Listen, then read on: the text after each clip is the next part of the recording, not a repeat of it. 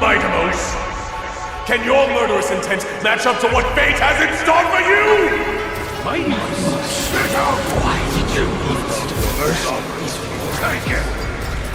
In fear you shall abandon your mortal body, King of Kremnos!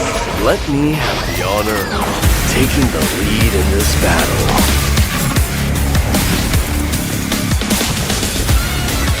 This journey is forged with blood and flames.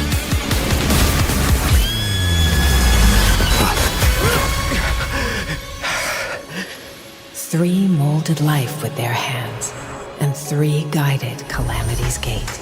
Three carved the heavens and the earth. Three wove the threads of fate. Hello, we are Trian. Fighting the west wind, away we go!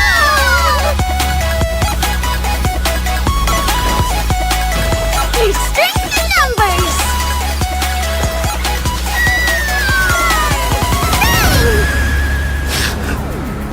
It's time to end this. Offer your souls to the fire. The son of Urgo is destined to be crowned in blood! All of daytime. Stay alive. Can't be killed in a single blow. How we wish to see you again. It's now my turn to fight against it. The son of Urgo will be crowned in blood! The son of Urgo will be crowned in blood!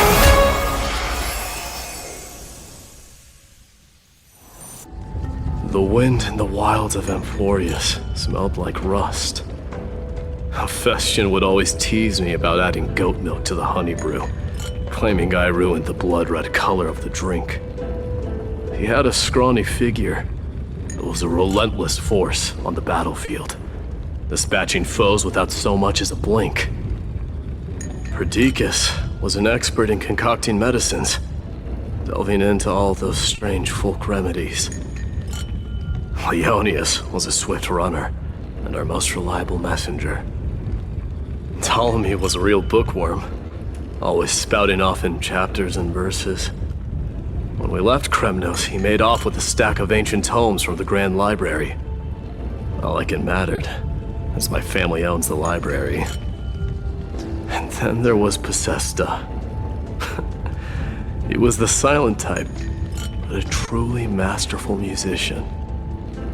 This is the first time I've heard you mention these five, and their names. They died on the battlefield before the Kremnoan detachment managed to join Akuma.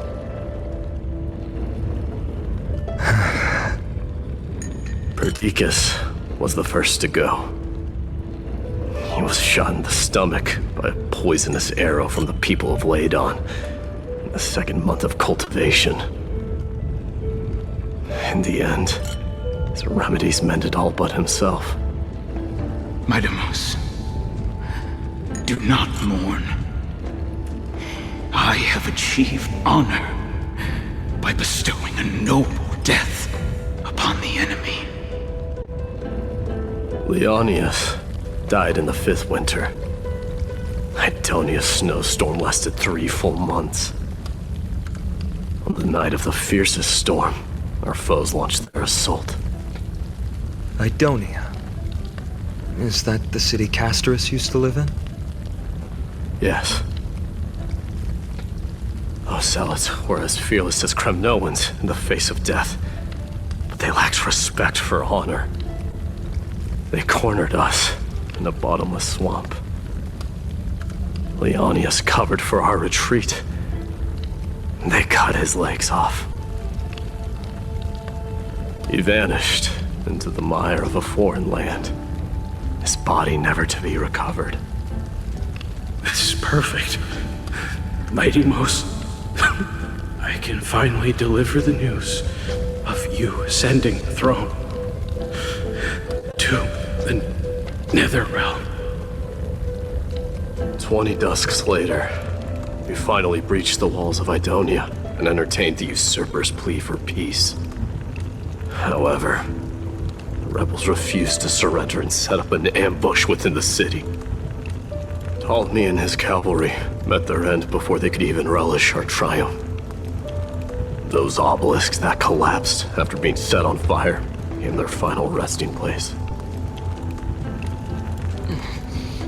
Mydei, please, tell my family. It was not cunning schemes that vanquished Ptolemy, but the immense weight of Amphorius' entire history. Then, it was Pacesta. He lured the enemies into the city of Aenionis with his melodies, buying us invaluable time.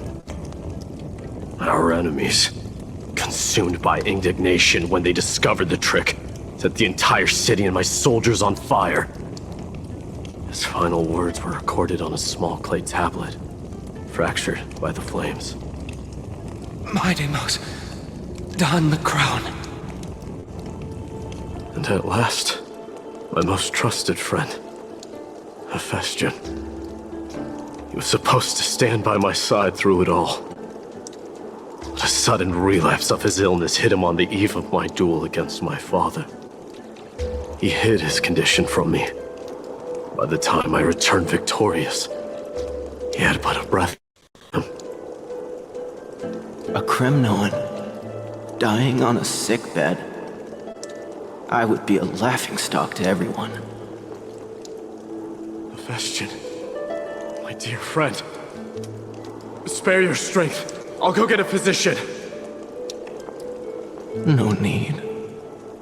Even if Perdiccas were here, he couldn't stop destiny from taking me away. No!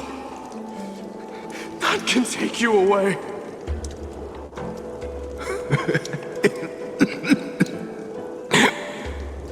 Mydei, our king, do not shed tears for me. It's not befitting of your status. Farewell, my dear friend. You must lead us back home. What a grave trial indeed. Now I understand why you see immortality as a defect, or even a curse. My father threw me into the sea of souls to break the wheel of karma. But little did he realize it would grant me an immortal body and summon a fated revenge on his head. Following his demise, I considered leading my people back to our homeland. Kremnos had already turned it into a wasteland. Only darkness and insanity thrived there. Against the dissent of many, Krateros included, I made the Kremnoan detachment stay in Akama. But I know that their glory will never be doused out. The instant of strife shall inevitably arrive. If you take over Nikedor, then you must begin the journey back to your homeland. So, you hesitate because you think leaving your people in the Holy City is a better choice?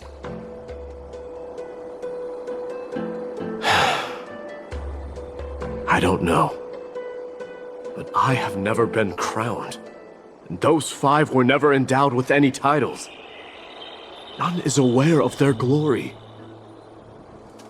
Your predicament is truly complicated. I don't know how I can give you any useful advice. Maybe you could seek counsel from more people, such as the Grand Craftsman. Cartonis' people seem to have been through comparable dilemmas. And that teacher of yours, Krateros? Dee, we've got a big problem! Big problem! Lady Tribby, what's making you so flustered? Hurry up and go save Trinan! She got abducted by Krateros!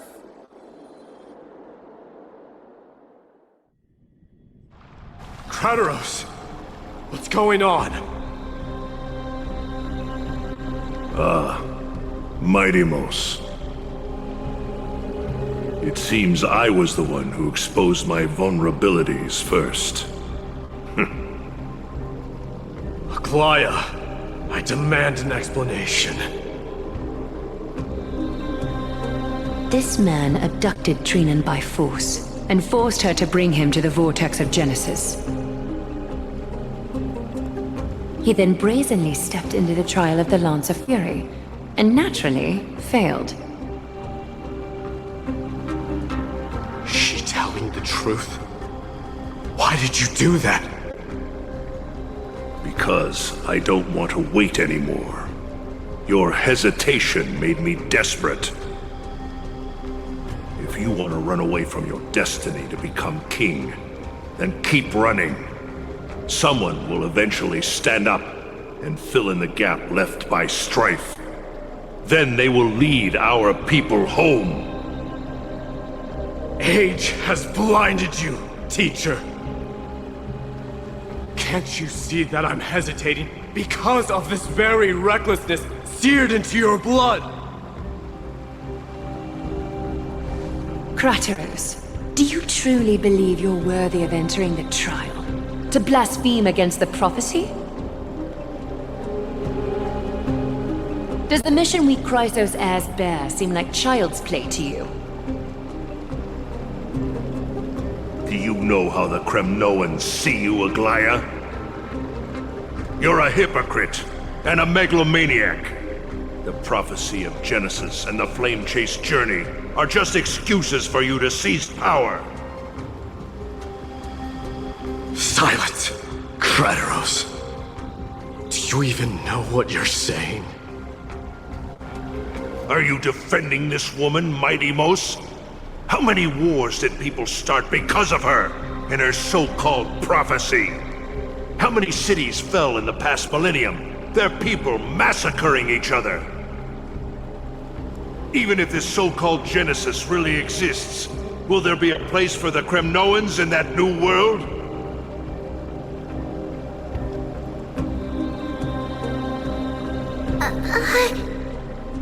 Are you done talking? By agreement between the Chrysos heirs and the Council of Elders, those who trespass upon the vortex of Genesis need not be tried by the Council. I am allowed to pass judgment alone. Kratos, your actions are unforgivable. I hereby sentence you. Aggie, wait! We have a proposal! Someone has to resolve this conflict between the cities. Lord Kratos did not use violence to harm us. We can sense that his anxiety stems from his concern for his people's future. Please, Aglaya, hear us out first. I'm listening. I'm sorry, Lord Kratos. We were so preoccupied with deciphering the fragments of prophecy that we neglected those of you not favored by its message. Your accusations were harsh, but justified. We wish to earn your trust and those of the Kremnoans. I think the best way to do that is to take you to witness the source of the prophecy for yourself. How are you going to show me something that has no form? You've heard about that Outlander, right? He has somehow made a connection with Orynyx and can completely replicate scenes from the past. We will ask for his aid. Tomorrow, at the Abyss of Fate in the Temple of Yanisopolis, we will show you everything from that distant memory, Kratos. A fair proposal. I accept.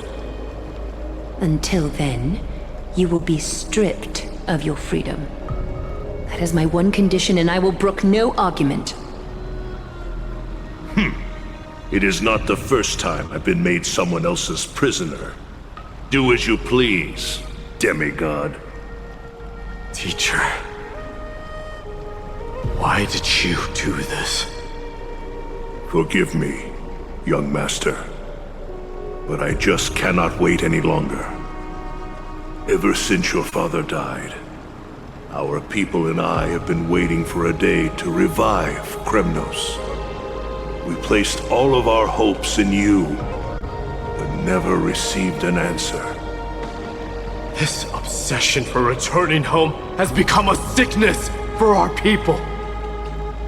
Wise as you are, I refuse to believe that you can't see the truth. You have a clear head, which is why you're also incomparably alone.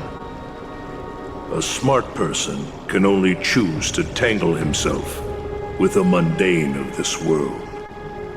If you're truly capable of leading our people beyond this blood-stained fate, then prove it to me once more, Mighty Mos. Just as you did back then.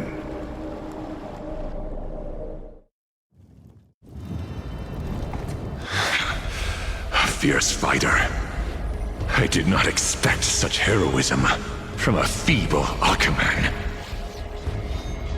Fulfill your duty as the victor, warrior, and tell me your name.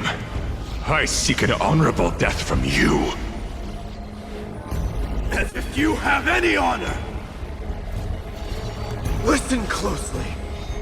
I am the leader of the Kremnoan detachment, Mydei. I'm here to finish you, Father.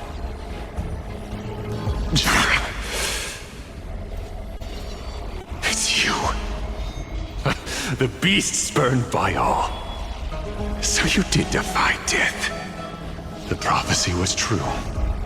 You will bring an end to my Kremnoan dynasty. Defy? You're wrong.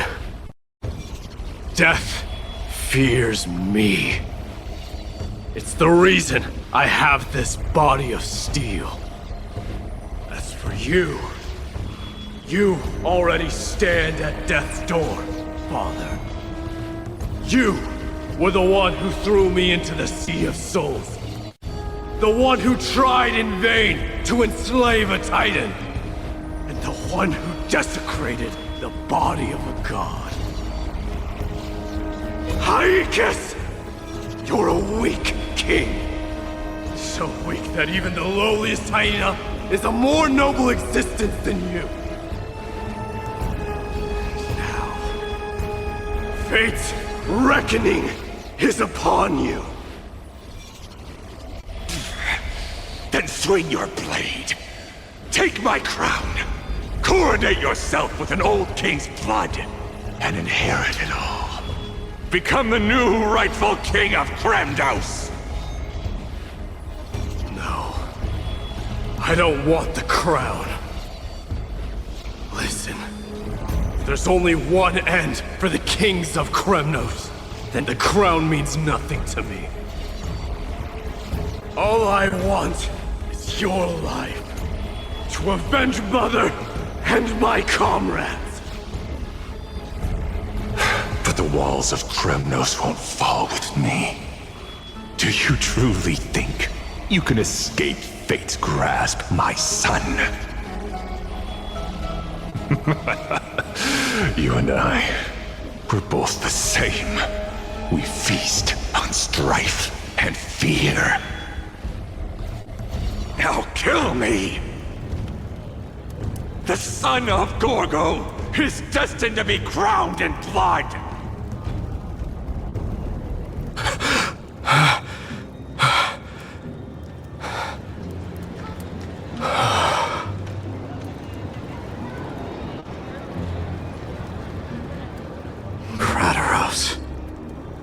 He said the Grand Craftsman Cartonus might have some suggestions. Might as well go see him. Grand Craftsman, how have you been? King of Kremnos it is. That you would come, I knew. You knew I was coming? Your matters, I've heard. The path forward you seek. Many questions you have. But before that, take this. What's this? A signet ring. For the king of Kremnos belonged to your mother. Recast and restore it, I did. What? Mother threw it into the Sea of Souls. A long time to fish out it took. Very fortunate we were. I can hardly imagine how much patience and courage it must have taken to find such a small signet ring in the Sea of Souls. I owe you one. Gratitude there is no need for. Repayment for saving me, this is. Questions you bring with you? Ask, now. Fate I've always denied has finally caught up to me. By all rights, I should accept Strife's authority. It would make everyone happy.